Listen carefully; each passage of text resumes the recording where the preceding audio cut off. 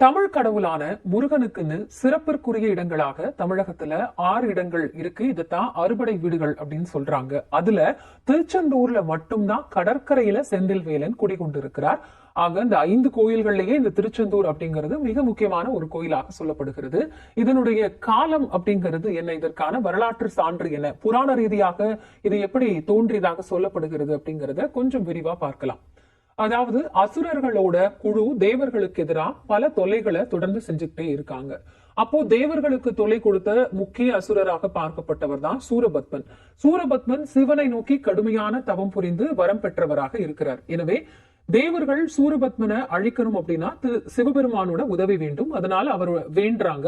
அந்த சமயத்துல அவர் தேவர்களோட பிரார்த்தனையை ஏற்றுக்கொண்டு அதற்கான பணிகளை முருகனிடம் ஒப்படைக்கிறாரு. இந்த நிலையில தான் முருகன் சூரபத்மனுக்கு ஒரு சமாதான கோரிக்கையாக ஒரு தூதுவனை அனுப்புகிறார். ஆனாலும் அந்த சமாதானத்தை சூரபத்மன் ஏற்கல. கடைசியா முருகன் சூரபத்மன் மீது போர் தொடுத்து இப்படி அவர் சிவபெருமான் கிட்ட வரம் வாங்கி மாமரமா உருமாறி இருந்தாரோ அந்த சூரபத்மனை வதம் செய்யாம அவருடைய ஆணவத்தை மட்டும் அழித்து சேவர் கொடியாகவும் மயிலாகவும் மாற்றி தன்னுள்ளேயே ஆட்கொண்டு வைத்துக் கொண்டார். அப்படிங்கறதுதான் புராண ரீதியாக சொல்லப்படக்கூடிய மிக முக்கியமான ஒரு கதையாக இருக்கிறது. அதனாலதான் முருகப்பெருமானுக்கு சேவர் கொடியோன்கிற பெயர் வந்ததாகவும் சொல்லப்படுது. இந்த ஒரு நிகழ்விற்கு அப்புறமா தேவர்களோட குரு அப்படின்னு சொல்லப்படக்கூடிய வியாழன் முருகனை திருச்செந்தூர்லேயே தங்கி அருள் புரியணும் அப்படின்னு கேட்டுக்கிறாரு. அதற்கு முருகனும் சம்மதிக்கிறார். அதன் பிறகு வியாழனோட உத்தரவுப்படி விஸ்வகர்மா இந்த திருக்கோவிலை கட்டினார் அப்படிங்கிறது புராண தகவல். சூரபத்மனை அழித்ததுனாலையும் முருகனோட வெற்றி காரணமாகவும் முருகப்பெருமானுக்கு ஜெயந்திநாதன்கிற பெயர் வந்ததாகவும் சொல்லப்படுகிறது. பிற்காலத்துல இந்த பெயர் மருவி செந்தில்நாதனும் இந்த இடம் ஜெயந்திபுரம் அப்படின்னு சொல்லப்பட்டிருக்கு. அதுவே காலப்போக்குல தொடர்ந்து மருவி திருச்செந்தூர்னு மாறி அழைக்கப்பட்டதாகவும் சான்றுகள் சொல்கிறது. சரி, இந்த கோவில் அமைந்திருக்கக்கூடிய அமைவிடமும் இதற்கான பெயர் காரணங்களுக்கான சான்றுகளாக என்னென்ன இருக்குன்னு பார்த்தோம்னா, தூத்துக்குடிக்கு கிழக்கே இருக்கக்கூடிய முத்து கொழிக்கும் கடல் அருகே முத்தமிழ் வித்தகன் முருகன் நித்தம் அருள் பொழிகிறான் அப்படின்னு சொல்லப்படுகிறது. அந்த அளவிற்கு முருகனுடைய அழகையும் கோயில் சிறப்பையும் வர்ணிக்கிறாங்க. கடற்கரையில் அமைந்திருக்கக்கூடிய மலை சந்தனா மலை அப்படின்னு ஒரு காலத்துல சொல்லப்பட்டிருக்கு. இதுக்கு செந்தின் மாமலை அப்படிங்கிற பெயரும் இருக்கு.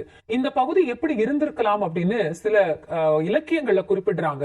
குறிப்பா மருதமும் குறிஞ்சியும் மயங்கிய ஊர் அப்படின்னு கடைச்சங்க புலவர் பரணர் அகநானூற்றுல குறிப்பிடும் போது சொல்றாரு. கழனி உழவர் கலிசிரத்து எடுத்த கரங்கிசை வெறிகி பரந்த தோகை அணங்குடை வரைப்பகம் பொலிய வந்திருக்கும் திருமணி விளக்கின் அலைவாய் அப்படின்னு பாடியிருக்காரு.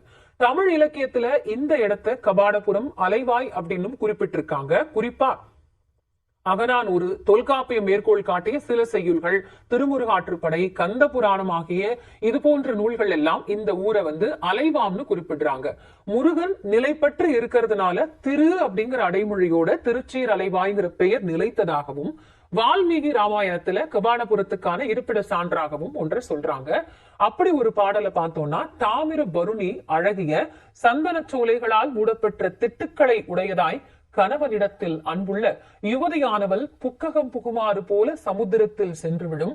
பிறகு பொன்னிறைந்த தாயும் பாண்டியருக்கு யோகியமாயும் உள்ள கபாடத்தை பார்க்க கடவீர்கள் அப்படின்னு குறிப்பிடுறாரு. இந்த இடத்துல கபாடம் அப்படிங்கிறது கலங்கள், சரக்கு கப்பல்கள் தங்கக்கூடிய பாய் அப்படிங்கறதுனால இந்த பொருள் வந்தது. சந்தன காட்டுக்குள்ளே கந்தனை நான் கண்டு கொண்டேன் அப்படிங்கிறது அந்த ஊரோட வட்டார வழக்கு. இதுல திருச்செந்தூர் முருகன் குடியிருக்கக்கூடிய மலைக்கு சந்தனமலை அப்படிங்கிற பெயர் இருந்ததற்கான கூற்றை நம்மளால புரிந்து கொள்ள முடிகிறது.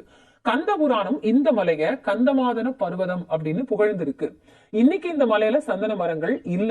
ஆனாலும் அருணகிரிநாதர் காலத்துல, அதாவது கிபி 15ஆம் நூற்றாண்டுல இங்க சந்தன மரங்கள் அடர்ந்திருந்ததாக சொல்லப்படுகிறது. அவர் முருகனை பற்றி குறிப்பிடும் போது சந்தனத்தின் பைம்பொழில் தன் செந்திலில் தங்கும் பெருமாளே அப்படின்னு பாடியிருக்கிறாரு. இன்னைக்கு கூட இந்த கோயில்ல வழங்கப்படக்கூடிய சந்தனம் அப்படிங்கிறது மற்ற முருகனோட கோயில்கள்ல வழங்கப்படுறதுக்கு இணையா இல்லை அப்படின்னு சொல்லப்படுகிறது. கால மாறுபாடுகளால சந்தன மரங்கள் அழிந்து போயிருக்கலாம் அப்படிங்கிற ஒரு கருத்தையும் முன்வைக்கிறாங்க. சரி, திருச்செந்தூருக்கு நடுவுல அமைந்திருக்கக்கூடிய ஒரு கோயில் தான் சிவகொழுந்தீஸ்வரர் கோவில். இந்த கோயிலோட கல்வெட்டுல திரு செந்திலூர் அப்படிங்கிற பெயரை இப்பவும் நம்மளால பார்க்க முடிகிறது. இதுவும் இந்த பெயருக்கு, இந்த ஊருக்கான ஒரு முக்கிய பெயர் காரணமா சொல்லப்படுது. அருணகிரிநாதர் திருச்செந்தூர் திருப்புகழ் பாக்கல்ல இந்த பெயரை 8 முறை பயன்படுத்தியிருக்காரு. அதனாலதான் இப்பவும் இந்த பெயர் அப்படிங்கிறது பெருவாரியான வழக்கு சொல்லாக இருக்கிறத பார்க்க முடியுது. இதனுடைய காலகட்டத்துக்கான சான்றுன்னு பார்த்தோம்னா கிபி 3ஆம் நூற்றாண்டுல இருந்து 6ஆம் நூற்றாண்டு வரையிலான காலத்தை பொதுவாகவே வரலாற்று ஆசிரியர்கள் இருண்ட காலம் அப்படின்னு குறிப்பிடுறாங்க. ஏன்னா சங்க காலத்துக்கு பின்னாடி ஏறக்குறைய கிபி 300 இருந்து 600 வரையில தமிழகத்தை பற்றிய செய்தி எதுவுமே நமக்கு தெரியாதுன்னு சொல்லலாம்ங்கிற நீலகண்ட சாஸ்திரியோட கூற்ற அப்படியே ஏற்றுக்கொள்ளலாம்னு சில ஆய்வாளர்கள் குறிப்பிடுறாங்க. அதனால கிபி 7ஆம் நூற்றாண்டுல வாழ்ந்த திருநாவுக்கரசரும் திருமறைக்காட்டு இறைவனை குறிப்பிடும் போது கூட திருச்செந்தூர் பற்றின எந்த குறிப்புகளும் இடம்பெறவில்லை. ஆக கிபி 7ஆம் நூற்றாண்டுல பல்லவர்கள் ஏராளமான குகை கோயில்களை கட்டி இருந்தாங்க. அதே காலத்துல பாண்டியர்களும் சில குகை கோயில்களை வடிவமைச்சிருந்தாங்க. திருச்செந்தூர் குகை கோயிலும் இந்த காலகட்டத்திலேயே கட்டப்பட்டிருக்கக்கூடிய ஒன்றா இருக்கும்னு வரலாற்று ஆசிரியர்கள் குறிப்பிடுறாங்க. அதுக்கான சான்றுதான் இப்பவும் அங்க இருக்கக்கூடிய வள்ளி குகை கோயில். கிபி 8ஆம் நூற்றாண்டுல வாழ்ந்தவராக கருதப்படுறவர் தான் ஆதிசங்கரர். எனவே ஆதிசங்கரோட காலத்திற்கு முன்னாடியே இந்த கோயில் குகை கோயிலா இருந்திருக்கலாம் அப்படிங்கிற ஒரு கூற்றும் மிக ஆழமாக நம்பப்படுகிறது. அதன் பின்னாடி அடுத்தடுத்த காலங்கள்ல அவ்வப்போது மாற்றம் பெற்ற திருச்செந்தூர் கோயில் கிபி 17ஆம் நூற்றாண்டுல, அதாவது கிபி 1048ஆம் ஆண்டுல டச்சு கொள்ளையர்களால இந்த கோயிலோட சிலைகள் கொள்ளையடிக்கப்பட்டது. அதன் பிறகு அந்த சிலைகள் மீட்கப்பட்ட வரலாறும் இன்னைக்கும் சான்றாக இருக்கு. பாண்டியரும் சேரரும் அவர்களோட ஆட்சியர்களும் அந்த காலத்துல பக்தி மீது அதிக ஈடுபாடு கொண்டவர்களும் இந்த திருக்கோயிலை மேம்படுத்தினாங்க.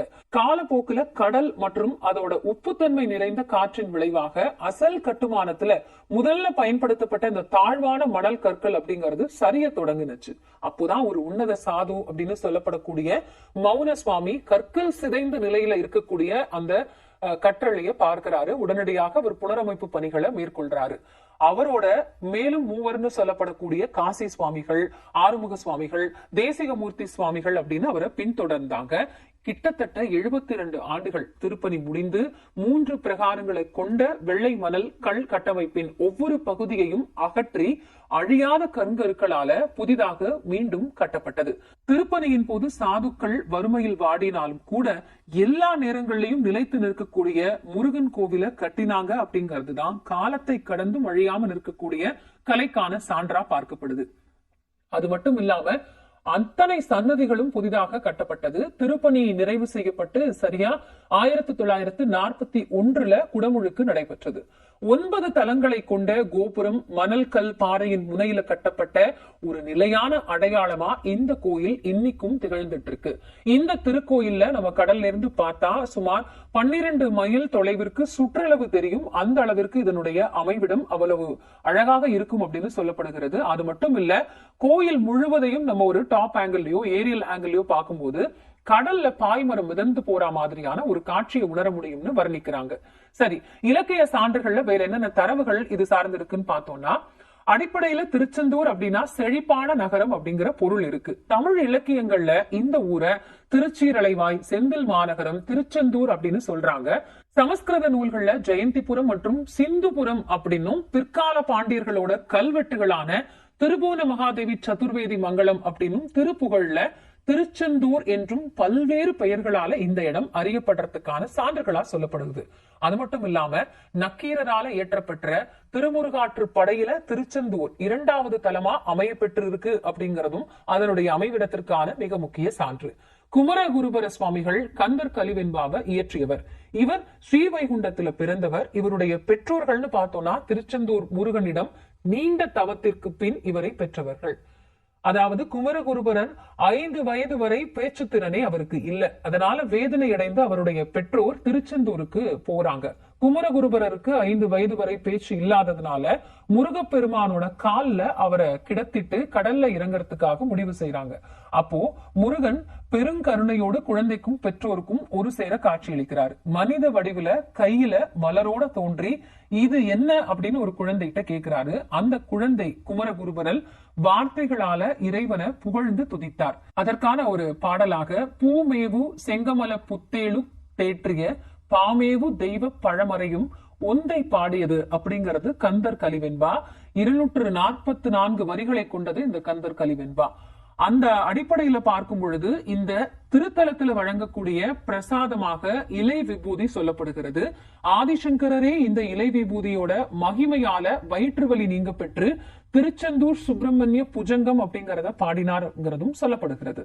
இவ்வளவு சிறப்பு இருக்கக்கூடிய திருச்செந்தூர் சுப்பிரமணியனை வழிபடுறத முறையாக மேற்கொண்டா நம்மளோட தலையெழுத்தே மாறும் அப்படிங்கறதும் இங்க இருக்கக்கூடிய ஒரு பெருவாரியான நம்பிக்கை. எப்படி வழிபடலாம் அப்படின்னு பார்த்தோம்னா, முதல்ல திருச்செந்தூர் கோயிலுக்கு போனதுமே அங்க இருக்கக்கூடிய கடல்ல நீராடணும். அதன் பிறகுதான் நாழி கிணற்றுல குளிக்கணும் அப்படின்னு சொல்றாங்க. இந்த நாழி கிணறுக்கு முருகன் தன்னோட வேளால அவர் தன்னோட படைகளோடு இந்த இடத்துல தங்கிய போது உருவாக்கப்பட்டது அப்படிங்கிறது தான் தலத்தினுடைய புராணம் சொல்லக்கூடிய கதையா இருக்கு.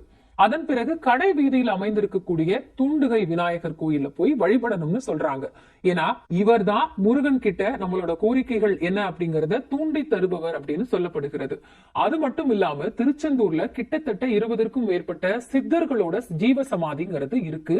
இந்த ஜீவ சமாதிகளை பார்த்த பிறகு முருகன் கோயிலுக்கு வந்து மூலவரே இங்க 2 பேர் இருப்பாங்க. மூலவரான சுப்பிரமணியரையும் சண்முகரையும் வழிபடணும் அப்படின்னு சொல்லப்பட்டிருக்கு.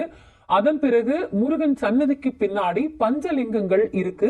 இதை வழிபடணும்னு சொல்றாங்க. இந்த பஞ்சலிங்கங்களை முருகன் இந்த படைவிட அமைத்திருந்த போது வழிபட்ட இடமாகவும் சொல்லப்படுகிறது. இந்த மாதிரியான முறைகள்ல வழிபடும் பொழுது முருகனுடைய அந்த சிறந்த பலனை பெற முடியும்ங்கிறது மற்றவர்களோட நம்பிக்கை. எது எப்படி இருந்தாலும் மனதுல முருகனை நினைத்தாலே போதும்ங்கிறது பெரும்பாலான பக்தர்களோட நம்பிக்கையா இருக்கிறதையும் பார்க்க முடியும்.